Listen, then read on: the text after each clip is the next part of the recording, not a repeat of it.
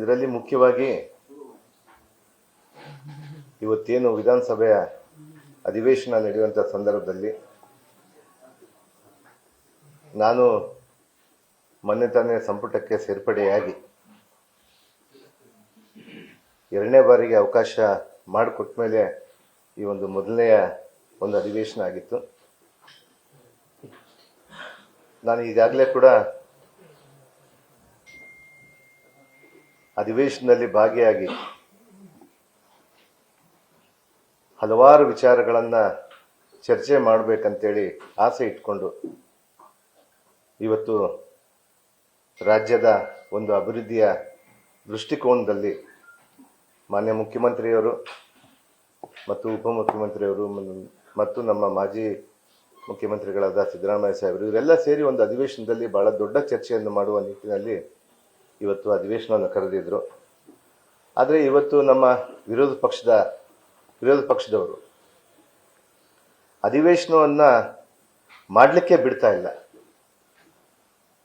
ಅಧಿವೇಶನದಲ್ಲಿ ಚರ್ಚೆ ಮಾಡೋಕ್ಕೂ ಬಿಡ್ತಾ ಇಲ್ಲ. ಅದಕ್ಕೂ ಒಂದು ಕಾರಣ, ಬಹಳ ದೊಡ್ಡ ಕಾರಣ ಇದೆ. ಅದು ಅವರೆಲ್ಲ ಸೇರಿ ಮೊನ್ನೆ ತಾನೇ ಮಂತ್ರಿಮಂಡಲಕ್ಕೆ ಸೇರಿದ ಮೇಲೆ ನನ್ನನ್ನು ರಾಜೀನಾಮಾ ಮಾಡಿ ಅಂತೇಳಿ ಅವರು ಸದನದ ಬಾವಿಗೂ ಇಳಿಲಾರ್ದೇನೆ ಅಥವಾ ಹೊರಗಡೆ ಕೂಡ ಅವ್ರು ಏನು ಅಲ್ಲಿಂದ ಅವ್ರಿಗೆ ಏನು ಬೇಕಾಗಿದೆ, ಅವ್ರ ಬೇಡಿಕೆ ಏನು ಬೇಕಾಗಿದೆ ಅನ್ನುವಂಥ ವಿಚಾರವನ್ನು ಕೂಡ ಅವರು ಅವರವರ ಸ್ಥಾನಗಳಲ್ಲಿ ಕುಂತು ಮಾತ್ರನೇ ವಿರೋಧವನ್ನು ವ್ಯಕ್ತಪಡಿಸ್ತಾ ಇದ್ದಾರೆ. ಆದರೆ ನಾವು ಈ ರಾಜ್ಯದ ಜನತೆಗೆ ಮತ್ತು ಮುಖ್ಯವಾಗಿ ನನ್ನ ಸಮುದಾಯದ ಜನತೆಗೆ ನಾನು ಬೆಳಕು ಚೆಲ್ಲಬೇಕು.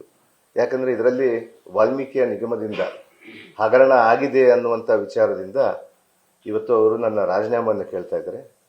ಹಗರಣದ ವಿಚಾರಕ್ಕೆ ಬಂದಾಗ ಪ್ರತಿನಿತ್ಯ ಅವರ ಘೋಷಣೆಗಳನ್ನು ನೋಡಿದ್ರೆ ನನಗೆ ತುಂಬ ಮನಸ್ಸು ನೋವಾಗುತ್ತೆ. ವಾಲ್ಮೀಕಿ ಅವರ ಬಗ್ಗೆ ಆಗಿರ್ಬೋದು ಮತ್ತು ಸಮಾಜದ ಬಗ್ಗೆ ಆಗಿರ್ಬೋದು ಮತ್ತು ಅವರು ವಿಚಾರಗಳನ್ನು ಆ ಸದನದಲ್ಲಿ ನಿಂತು ಒಂದು ಸುಳ್ಳನ್ನು 100 ಬಾರಿ ಹೇಳಿ ಸತ್ಯ ಮಾಡಕ್ಕೆ ಹೊಂಟಿದ್ದಾರೆ. ಅದನ್ನ ಚರ್ಚೆಗೆ ಬನ್ನಿ ಅಂತೇಳಿ ನಾವು ಹಲವಾರು ಬಾರಿ ಕೇಳಿದ್ದೀವಿ.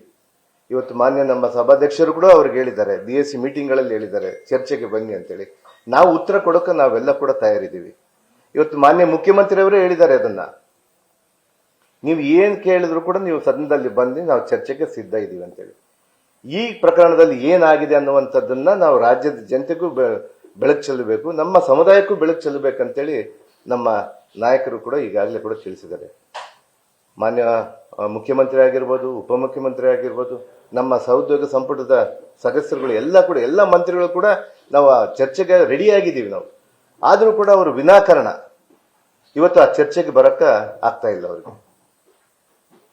ಒಂದು ವಿಚಾರ, ಅದಕ್ಕೆ ನಾನು ಸದನದ ಶಕ್ತಿ ಒಂದು ಕಡೆ ಆದರೆ ಮತ್ತೊಂದು ಅದೇ ರೀತಿಯಾದಂಥ ದೊಡ್ಡ ಮಟ್ಟದಲ್ಲಿ ಯಶಸ್ವಿಯಾಗಿ ಈ ದೇಶದ ಜನತೆಗೆ ಕಣ್ಣು ತೆರೆಸುವಂತ ಕೆಲಸ ಮಾಡೋದು ನಮ್ಮ ಪತ್ರಿಕಾ ರಂಗ. ಇದು ಒಂದು ದೊಡ್ಡ ಶಕ್ತಿ ಅನ್ನುವಂಥ ವಿಚಾರದಿಂದ ಇವತ್ತು ಸದನದಲ್ಲಿ ಆಗುವಂತ ಕೆಲಸವನ್ನ ಮಾಧ್ಯಮದ ಮೂಲಕ ಈ ರಾಜ್ಯದ ಜನಕ್ಕೆ ತಿಳಿಸಬೇಕಂತೇಳಿ ನಾನು ಪತ್ರಿಕಾಗೋಷ್ಠಿಯನ್ನು ಕರೆದಿದ್ದೀನಿ.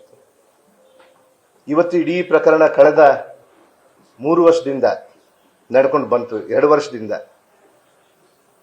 ಈ ಪ್ರಕರಣದ ನಾನು ತಮ್ಮ ಮೂಲಕ ನಮ್ಮ ರಾಜ್ಯದ ಜನತೆಗೆ, ನನ್ನ ಕ್ಷೇತ್ರದ ಜನತೆಗೆ ಮತ್ತು ನಮ್ಮ ಸಮುದಾಯದ ಜನಕ್ಕೆ ನಾನು ಇವತ್ತು ಅವರಿಗೆ ಬೆಳಕು ಚೆಲ್ಲಬೇಕಂತೇಳಿ ನಾನು ಇವತ್ತು ತಮ್ಮ ಪತ್ರಿಕಾ ಮಾಧ್ಯಮದಲ್ಲಿ ಹೇಳಲಿಕ್ಕೆ ನಾನು ಇವತ್ತು ಬಂದಿದ್ದೀನಿ.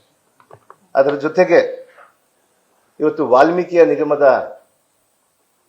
ನಿಗಮದಿಂದ ಒಂದು ಬ್ಯಾಂಕಿಗೆ ಟ್ರಾನ್ಸ್ಫರ್ ಆಗುತ್ತೆ. ಇವತ್ತು ನಾನು ಹೇಳ್ಬೇಕಂದ್ರೆ ಇದರಲ್ಲಿ ಅನೇಕ ವಿಚಾರಗಳು ಇದರಲ್ಲಿ ಉಲ್ಲೇಖ ಮಾಡ್ಕೊಂಡು ಬರ್ತಾ ಇದ್ವಿ ನಾವು. ನಾನು ತಮ್ಮ ಮೂಲಕ ತಮಗೆಲ್ಲ ಕೂಡ ತಿಳಿದಿದೆ ಇದನ್ನೆಲ್ಲ ಕೂಡ ಯಾವ ರೀತಿ ಆಗಿದೆ ಏನಂತೇಳಿ. ಆದ್ರೂ ಕೂಡ ನಾನು ಮತ್ತೊಮ್ಮೆ ಈ ರಾಜ್ಯದ ಜನತೆಗೆ ಜೊತೆಗೆ ನಮ್ಮ ಸರ್ಕಾರ ಇದರ ಮೇಲೆ ಯಾವ ರೀತಿ ನಿಟ್ಟು ನಿಲುವನ್ನು ಹೊಂದಿದೆ ಅನ್ನುವಂಥ ವಿಚಾರವನ್ನ, ಆಡಳಿತ ಸರ್ಕಾರ ಯಾವ ರೀತಿ ನಿಟ್ಟು ನಿಲುವನ್ನು ಹೊಂದಿದೆ ಅನ್ನುವಂಥ ವಿಚಾರವನ್ನ ಹೇಳಲಿಕ್ಕೆ ಇವತ್ತು ಮಾಧ್ಯಮದ ಮೂಲಕ ಜನತೆಗೆ ತಿಳಿಸ್ಲಿಕ್ಕೆ ಇವತ್ತು ನಾನು ಪ್ರಯತ್ನ ಮಾಡ್ತಾ ಇದ್ದೀನಿ. ಅದರ ಜೊತೆಗೆ ಇವತ್ತು 187 ಕೋಟಿ ರೂಪಾಯಿ ನಮ್ಮ ನಿಗಮದಿಂದ ಯಾವುದೇ ಒಂದು ಬೋರ್ಡ್ ಮೀಟಿಂಗ್ ಇಲ್ದೇನೆ, ನನ್ನ ಗಮನಕ್ಕೂ ಬಾರದೇನೆ, ಅಲ್ಲಿರುವಂತ ಚೇರ್ಮನ್ ಗಮನಕ್ಕೂ ಬಾರದೇನೆ ಆ ಹಣ ವರ್ಗಾವಣೆ ಆಗುತ್ತೆ. ನನಗೆ ನಿಜವಾಗ್ಲೂ ನಾನು ಹೇಳ್ತೀನಿ, ಯಾವತ್ತೂ ಕೂಡ ಮೊದಲಿಂದ ನಾನು ಹೇಳ್ಕೊಂಡು ಬಂದಿದ್ದೀನಿ, ಒಬ್ಬ ಅಲ್ಲಿ ಚೇರ್ಮನ್ ಇದ್ಮೇಲೆ ನನ್ನ ಪ್ರಕ್ರಿಯೆ ಜಾಸ್ತಿ ಇರೋದಿಲ್ಲ. ಆದರೂ ಕೂಡ ನಾನು ಅಲ್ಲಿರುವಂತಹ ನಿಗಮದ MD ಅವರು ಮತ್ತು ಬ್ಯಾಂಕ್ನವರು, ಯೂನಿಯನ್ ಬ್ಯಾಂಕ್ ಆಫ್ ಇಂಡಿಯಾ, ನನಗೆ ಇನ್ನೊಂದು ಮುಖ್ಯವಾಗಿ ಆ ನಿಗಮದಲ್ಲಿ ಎಲ್ಲಿ ಹಣ ಯಾವ ಬ್ಯಾಂಕಲ್ಲಿ ಅಕೌಂಟ್ ಇದೆ ಅನ್ನುವಂಥ ವಿಚಾರವನ್ನು ಕೂಡ ನಾನು ತೆಗೆದುಕೊಂಡಿದ್ದಿಲ್ಲ. ಯಾಕಂದ್ರೆ ಫಸ್ಟ್ ಟೈಮ್ ನಾನು ಮಂತ್ರಿ ಆಗಿದ್ದೆ. ಅದಾದ ನಂತರ ಬೇರೆ ಬೇರೆ ವಿಚಾರಗಳಲ್ಲಿ ನಾವು ರಾಜ್ಯದಲ್ಲಿ ಸುತ್ತಾಡುವಂತ ವಿಚಾರದಲ್ಲಿ ನಿಗಮಕ್ಕೆ ನಾನು ಒಂದೇ ಸರ್ತಿ ಹೋಗಿದ್ದೆ. ಅದಾದ್ಮೇಲೆ ಅವ್ರು ಏನ್ ಮಾಡಿದ್ದಾರೆ, ಆ 187 ಕೋಟಿಯನ್ನ ವಿತೌಟ್ ಫೈನಾನ್ಷಿಯಲ್ ಅಪ್ರೂವಲ್ ತಗೊಳ್ಳಾರ್ದಾನೆ, ವಿತೌಟ್ ಬೋರ್ಡ್ ಮೀಟಿಂಗ್ ಆಗ್ಲಾರ್ದಾನೆ ಆ 187 ಕೋಟಿ ರೂಪಾಯಿಯನ್ನ ಯೂನಿಯನ್ ಬ್ಯಾಂಕ್ ಆಫ್ ಇಂಡಿಯಾಗೆ ಕಳಿಸ್ಕೊಟ್ಟಿದ್ದಾರೆ. ಅದಾದ ನಂತರ ತಮಗೆಲ್ಲ ಕೂಡ ಗೊತ್ತಂಗನೆ ಅಲ್ಲ ಒಬ್ಬ ಚಂದ್ರಶೇಖರ್ ಅನ್ನುವಂಥ ವ್ಯಕ್ತಿ ಆತ್ಮಹತ್ಯೆ ಮಾಡಿಕೊಂಡ. ಅದಾದ ನಂತರ ಅದರ ತನಿಖೆ ಬಂತು. ನಾನು ಅವತ್ತೇ ಆ ತನಿಖೆ ಆದಾಗ ನನಗೆ ಆಕ್ಚುಲಿ ಅದು 2 ದಿನದ ನಂತರ ಅವರು ತೀರ್ಕೊಂಡ ಮೇಲೆ 1 ದಿನದ ನಂತರ ನನಗೆ ಗೊತ್ತಾಗಿದೆ ಆತ್ಮಹತ್ಯೆ ಮಾಡ್ಕೊಂಡಿದೆ ಅಂತೇಳಿ. ಅದರಲ್ಲಿ ಏನೇನು ಉಲ್ಲೇಖ ಮಾಡಿದ್ದಾರೆ ಅಂತೇಳಿ ಕೂಡ ಈಗಾಗಲೇ ಕೂಡ SIT ರಚನೆ ಆಯಿತು, ಅದರಲ್ಲೆಲ್ಲ ಹೇಳಿದ್ದೀವಿ.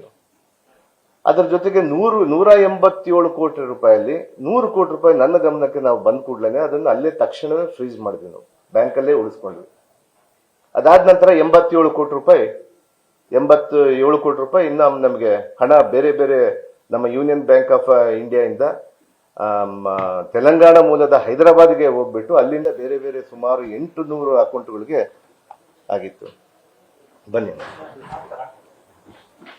800 ಅಕೌಂಟ್ಗಳಿಗೆ ಹೋದ್ಮೇಲೆ ನಮಗೆ ಅವಾಗ ನಾವು ಮಾನ್ಯ ನಮ್ಮ ಅಂದಿನ ಮುಖ್ಯಮಂತ್ರಿಗಳು ಮತ್ತು ಅಂದಿನ ಉಪಮುಖ್ಯಮಂತ್ರಿಗಳು ಸಿದ್ದರಾಮಯ್ಯ ಸಾಹೇಬರು ಇದು ಯಾವ ರೀತಿ ಆಗಿದೆ ಅಂತೇಳಿ ಕೂಲಂಕುಷವಾಗಿ ಪರಿಶೀಲಿಸಿ ಇದನ್ನ SIT ರಚನೆ ಮಾಡಬೇಕು, SIT ಮೂಲಕ ಆದ್ಮೇಲೆ ಇದನ್ನ ಮಾಡೋಣ ಅನ್ನುವಂಥ ವಿಚಾರವನ್ನ ನನಗೆ ಅಂದಿನ ಮುಖ್ಯಮಂತ್ರಿಗಳು ಮತ್ತು ಉಪಮುಖ್ಯಮಂತ್ರಿಗಳು ಹೇಳಿದರು.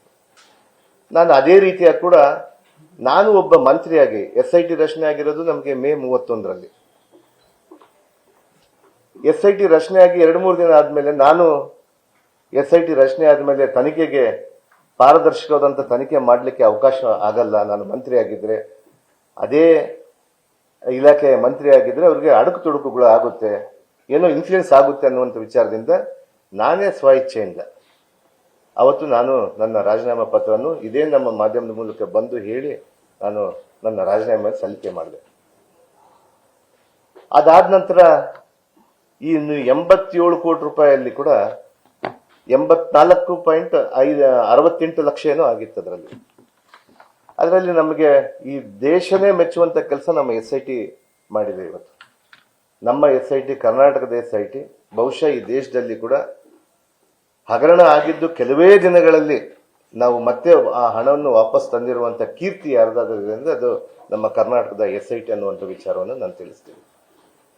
ಯಾಕಂದ್ರೆ ಸುಮಾರು 84.68 ಕೋಟಿಯಲ್ಲಿ ಕೂಡ ಈಗಾಗಲೇ ಕೂಡ ತನಿಖೆ ಮಾಡಿ ಪ್ರತಿಯೊಬ್ಬರಿಗೆ ಹೋಗ್ಬಿಟ್ಟು ಡೇ ಅಂಡ್ ನೈಟ್ 24/7 ಕೆಲಸ ಮಾಡಿದ್ದಾರೆ.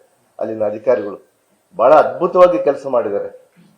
ಅವರೆಲ್ಲ ಕೂಡ 800 ಅಕೌಂಟ್ಗಳಿಗೆ ಯಾವ ಅಕೌಂಟ್ಗೆ ಹೋಗಿತ್ತಲ್ಲ ಆ ಅಕೌಂಟ್ಗಳಿಂದ ಕೂಡ ಮತ್ತೆ ಮರುಪಾವಣೆ ಮತ್ತು ಮಾಡಿಕೊಂಡು ಸುಮಾರು ಈಗಾಗಲೇ ಕೂಡ 79 ಕೋಟಿ ಈಗಾಗಲೇ ಕೂಡ ಬಂದಿದೆ. ಇನ್ನು ಮಿಕ್ಕಿದ್ದು ಕೂಡ ಬಹುಶಃ ನನಗೆ ತಿಳಿದಂಗೆ ಮೊನ್ನೆ ಕೂಡ ಆ ಮಿಕ್ಕಿದ್ದು ಏನು 4-5 ಕೋಟಿ ಇದೆ ಅದು ಕೂಡ ಬಂದ್ಬಿಟ್ಟಿದೆ ಅನ್ನುವಂಥ ವಿಚಾರವನ್ನು ತಮ್ಮ ಗಮನಕ್ಕೆ ತರಲಿಕ್ಕೆ ನಾನು ತಿಳಿಸ್ತೀನಿ. ನಾನು ಈ ವಿಚಾರವನ್ನು ಚರ್ಚೆ ಮಾಡಲಿಕ್ಕೆ ನಾವು ಸದನದಲ್ಲಿ ನಾವು ಚರ್ಚೆ ಮಾಡಬೇಕಂತೇಳಿ ಅವ್ರಿಗೆ ಅವಕಾಶ ಕೊಟ್ಟಿದ್ವಿ. ಸುಮಾರು ನನ್ನಿಂದಾಗ್ಲಿ ಯಾರು ಕೂಡ ನನ್ನಿಂದ ಇವತ್ತು SIT ರಚನೆಯಲ್ಲಿ ಮಾಡಿದಾಗ ನನ್ನ ಕಡೆಗೆ ನನ್ನ ಅಕೌಂಟ್ಗಾಗ್ಲಿ ಎಲ್ಲಿ ಕೂಡ ನನ್ನ ಅಕೌಂಟ್ಗೆ 1 ರೂಪಾಯಿ ಕೂಡ ನನಗೆ ಬಂದಿಲ್ಲ. ಅದು ನನ್ನ ಧೈರ್ಯ, ನಾನು ಇವತ್ತು ಮುಕ್ತವಾಗಿದ್ದೀನಿ ಅಂತೇಳಿ. ಆದರೆ ಇವತ್ತು ವಿನಾಕಾರಣ ಅದಾದ ನಂತರ ಮತ್ತೆ ನಂತರ ದಿನಗಳಲ್ಲಿ ಏನೇನಾಯ್ತು ಅನ್ನುವಂಥ ವಿಚಾರಗಳು ತಮ್ಮ ಬೆಳಕಿಗೂ ಬಂತು. ನಾನು ರಾಜೀನಾಮೆ ಮಾಡಿದ ಮೇಲೆ ED ಆಯ್ತು ನನ್ನ ಮೇಲೆ. ED ಬಂದು ನನ್ನ ಅರೆಸ್ಟ್ ಮಾಡ್ತು, ಅರೆಸ್ಟ್ಗಾಗಿ ನನ್ನ ಜೈಲಿಗೆ ಹಾಕಿತು. EDಯಲ್ಲಿ ಏನೇನು ನಡೀತು ಅಂತೇಳಿ ಹಲವಾರು ಬಾರಿ ನಾನು ಹೇಳಿದ್ದೀನಿ. ಯಾರ್ಯಾರ ಹೆಸರು ಹೇಳಿ ಏನೇನು ಮಾಡಬೇಕು, ನೀವು ಯಾವ ರೀತಿ ಸರ್ಕಾರವನ್ನು ಉಳಿಸಬಾರದು ಅನ್ನುವಂಥ ಹುನ್ನಾರವನ್ನ ಕೇಂದ್ರದ ತನಿಖಾ ಸಂಸ್ಥೆಗಳು ಮಾಡಿದ್ರು. ಆದರೂ ನ್ಯಾಯಾಲಯಕ್ಕೆ ಮೊರೆ ಹೋಗಿ ನನಗೆ ನ್ಯಾಯಾಲಯದಿಂದ ನಾನು ಆ ಜೈಲಿಂದ ಹೊರಗಡೆ ಬಂದ ಮೇಲೆ ನಾನು ಮತ್ತೆ ಅವಕಾಶ ಮಾಡಿಕೊಡ್ಬೇಕಂತೇಳಿ ನಾನು ಕೇಳಿದ್ದೆ. ಈ ನಿಟ್ಟಿನಲ್ಲಿ ನಾನು ಇವತ್ತು ಮಾನ್ಯ ಈ ಸದನದ ವಿರೋಧ ಪಕ್ಷದ ನಾಯಕರಿಗೆ ಈ ಎಲ್ಲಾ ವಿಚಾರಗಳನ್ನ ನಾವು ಹೇಳ್ಬೇಕಂತೇಳಿ ನಾವು ಅವ್ರನ್ನ ಸದನದಲ್ಲಿ ನಾವು ಚರ್ಚೆಗೆ ಮುಕ್ತ ಅವಕಾಶ ಕೇಳಿದಾಗ ಅವ್ರು ಯಾವುದೇ ಕಾರಣಕ್ಕೂ ಮಾಡ್ತಾ ಇಲ್ಲ. ಏನು ಒಬ್ಬ ದಲಿತ ಮತ್ತೊಮ್ಮೆ ಮಂತ್ರಿ ಆಗಿದ್ದಾನೆ, ಒಬ್ಬ ಆದಿವಾಸಿ ಜನಾಂಗದಿಂದ ಮತ್ತೊಮ್ಮೆ ಮಂತ್ರಿ ಆಗಿದ್ದಾನೆ, ಇವನಿಗೆ ಹೆಂಗಾದ್ರೂ ಮಾಡಿ ತೆಗಿಬೇಕು, ಇವನಿಗೆ ಹೆಂಗಾದ್ರೂ ಮಾಡಿ ಅಲ್ಲಿಂದ ಇಳಿಸಬೇಕು ಅನ್ನುವಂತ ಹುನ್ನಾರವನ್ನ ಈ ಮನುವಾದಿಗಳು ಮಾಡ್ತಾ ಇದ್ದಾರೆ ಇವತ್ತು. ನ್ಯೂಸ್ ಫಸ್ಟ್ ನಿರ್ಭೀತಿಯಿಂದ ನಿಮ್ಮ ಪರವಾಗಿ.